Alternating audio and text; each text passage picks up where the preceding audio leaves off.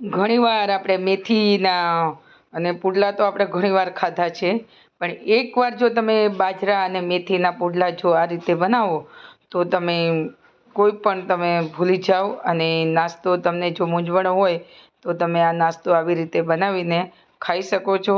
તો આ પુડલા તો ખાવામાં તો ટેસ્ટી જ છે.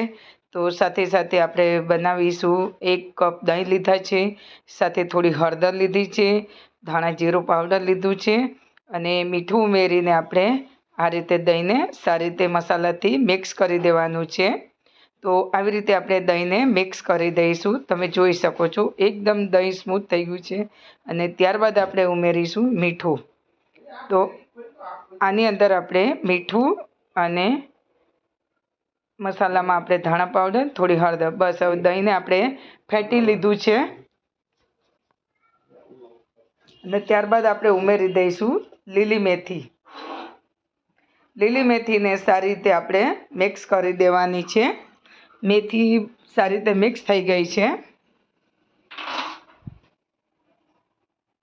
અને ત્યારબાદ હવે આપણે જે લેવાના છે ઇન્ગ્રેડિયન્ટ એ હું તમને બતાવું છું. અહીંયા મેં 2 ચમચા, આપણે જે શાકના મોટા ચમચા આવે છે એ 2 ચમચા ભરીને મેં બાજરીનો લોટ લીધો છે. ત્યારબાદ આપણે લઈશું 1 ચમચો ભરીને આપણે બેસન લઈ લઈશું. બેસન શું છે કે બાઇન્ડિંગનું કામ કરે છે, એટલે આપણે એની અંદર બીજું આપણે આની અંદર કાંઈ ઉમેરવાનું નથી. આપણે ફક્ત આપણે લીલી મેથી અને મસાલામાં ધાણા પાવડર, તમારે જો મનપસંદ તમારા મસાલા તમે ઉમેરી શકો છો. તો ત્યારબાદ હવે આપણે આને સારી રીતે મિક્સ કરી લેવાનું છે. મિક્સ થઈ જાય એટલે આપણે એને એકદમ, આપણે જે હું અહીંયા તમને પાણી બતાવું છું, તો મેં અત્યારે જે કપ ભરીને આપણે જે દહીં લીધું હતું ને, 1 કપ ભરીને હું પાણી અત્યારે મેં મિક્સ કરું છું. એકસાથે આપણે શું છે પાણીને નથી ઉમેરી દેવાનું, નહીં તો શું ગાંઠા પડી જાય. ગાંઠા તો ના પડે બાજરીનો લોટ હોય એટલે, પણ સારી રીતે મિક્સ થઈ જાય. હવે આપણે આ રીતે એને પાણી થોડું ફરી પાછું હું એ જ કપ ભરીને પાણી લઉં છું. તો ટોટલ મેં અહીંયા 1.5 કપ જેટલું પાણી લીધું છે. હવે એને આપણે સારી રીતે મિક્સ, અને જો તમને જરૂર લાગે કે તમારું બેટર થોડું ઘાટું છે તો તમે 1-2 ચમચી જેટલું પાણી ઉમેર. પણ પાણી શરૂઆતમાં તમારે જોઈને જ ઉમેરવું, નહીં તો શું કે પાણી એકદમ પાતળું એવું થઈ જાય બેટર. તો હવે આપણે એને ચમચો મૂકી દઈશું અને હાથથી એને બરાબર ફેટી લેવાનું છે. તો શું છે એકદમ સ્મૂથ બેટર થઈ જાય, અને આ રીતે આપણે એને બનાવી લેવાનું છે. અને હવે આપણે ચમચો લઈને હું તમને બતાવું છું આ રીતે બેટર આપણું થવું જોઈએ, નહીં પતલું કે નહીં જાડું. તો હવે આને આપણે લઈ જઈશું, ગેસ આગળ લઈ જઈશું, ને તવો મૂકી દીધો છે. તમે કોઈ પણ નોનસ્ટિક તવો છે, કોઈ પણ તમે તવામાં બનાવી શકો છો. હવે 1-1 ચમચો લઈને આપણે એને અંદર, મેં લગભગ 1.5 ચમચા જેટલું લીધું છે, અને એકદમ પતલું આ રીતે આપણે એને બનાવી લેવાનું છે.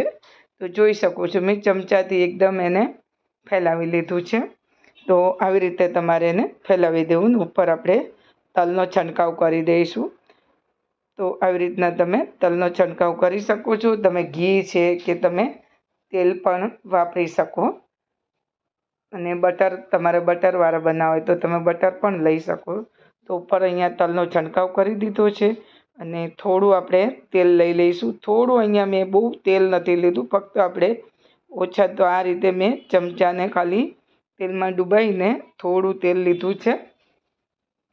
હવે પછી આપણે આ રીતે તલને ઉપર સ્પ્રેડ કરી દઈશું, એટલે તલ અંદર ચોંટી જાય.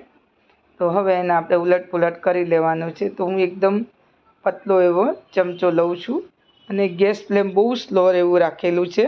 અને બાજરી છે એટલે આને બનતા વાર ના લાગે. તો જોઈ શકો છો મેં એક સાઈડ એને પલટી દીધો છે, અને આવી રીતે આપણે બંને સાઈડ એને પલટી દેવાના છે. તો જોઈ શકો છો બીજી સાઈડ પણ આપણે એને ઉલટ પલટ કરી અને બંને સાઈડ આપણે એને શેકી લેવાના છે. તો આવી રીતે બંને સાઈડ આપણે શેકી લઈશું. અને તમે જોઈ શકો છો દેખાવમાં કેટલું સરસ દેખાય છે. તો આવી રીતે એને આપણે બધા બનાવી લઈશું. તો અત્યારે તમે વધારે ક્વોન્ટિટીમાં પણ તમે આને બનાવી શકો છો, પણ અત્યારે અમે 2 જણને સર્વ થાય એટલા મેં તૈયાર કરી લીધા છે. તો આવી રીતે આપણે એને ઉલટ પુલટ કરીને બંને સાઈડ શેકી લઈશું. અને પછી આપણે મનગમતી કોઈ ચટણી હોય એની સાથે આપણે ખાઈ શકો છો. ફરી પાછી હું બનાવું છું એ જ રીતે. અને મેં પહેલી વખત જ્યારે બનાવે ત્યારે તલનો છંટકાવ નીચે નહોતો કરેલો, તો આ રીતે તમે તલને સ્પ્રેડ કરીને બનાવી શકો છો. હવે આપણે ઉપર પણ એના તલનો છંટકાવ કરીશું. તો બંને સાઈડ આપણા તલના મેં અહીંયા છંટકાવ કરી દીધો છે. તો ફ્રેન્ડ્સ, આવી રીતે પણ તમે બનાવજો. હોપ કે તમને આ રેસિપી ખૂબ પસંદ આવી હશે. તો આ વિન્ટરમાં તમે બનાવો અને એન્જોય કરો ચા સાથે, કે એમ પણ તમે કોઈ પણ ચટણી કે નાની મોટી ભૂખ હોય તો તમે એની સાથે આને ખાઈ શકો છો. તો તૈયાર છે આપણા બાજરા અને મેથીના પુડલા. તો આવી રીતે ફ્રેન્ડ્સ તમે જોઈ શકો છો. તો આ રીતે આપણે બધા બનાવી લઈશું. અને સાથે મેં અહીંયા ધાણાની ચટણી બનાવી લીધી છે. ધાણા છે, સિંગદાણા છે, થોડી ખાંડ છે, થોડું દહીં છે, આવું બધું નાખીને એક મરચું અને મેં અહીંયા ચટણી બનાવી લીધી છે.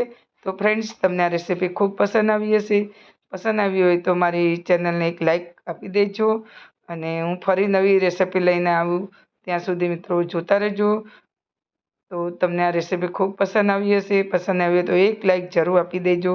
ફરી મળીશું આપણે નવી રેસિપી સાથે. ત્યાં સુધી મિત્રો જોતા રહ્યો, એન્જોય કરો અને કોમેન્ટ કરો, શેર કરો, લાઈક કરો. અને મારી લાઈવ સ્ટ્રીમ પણ તમે જોતા રહેજો. અને તમને મારા વિડીયો ગમતા હોય તો મને કોમેન્ટ કરજો. ફરી નવી રેસિપી લઈને આવીશ. તો ત્યાં સુધી મિત્રો આવજો. Bye bye. C you. ફરી મળીશું આપણે. જય માતાજી.